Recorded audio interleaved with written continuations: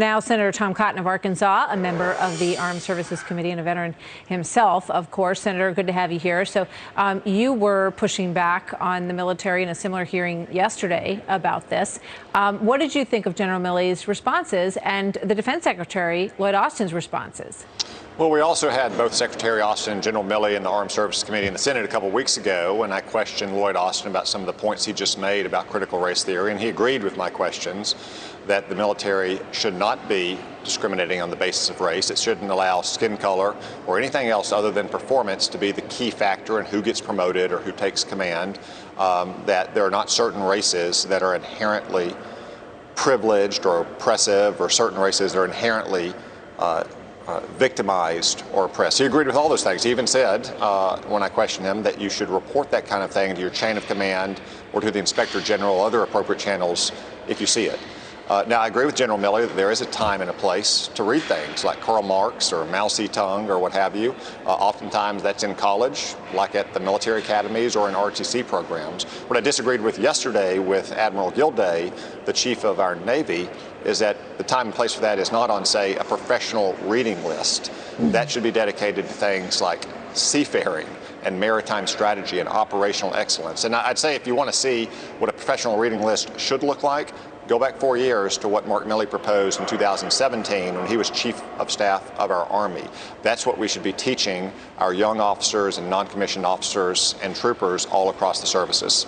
So I think what they might say, and what I heard in General Austin's answer, Secretary Austin's answer, is basically that things have happened that have provoked a lot of questions, and that he hears from a lot of people in the military that they're glad that there is sort of an open conversation to some of the issues of racism that have existed in certain pockets. I also think about a man that I just interviewed, Senator Cotton, who at age 99 served in the Battle of Normandy and just finally received a Purple Heart, a black serviceman who just received it after 77 years when all of his white colleagues received theirs in a timely manner right after the war. So what would you say about all that?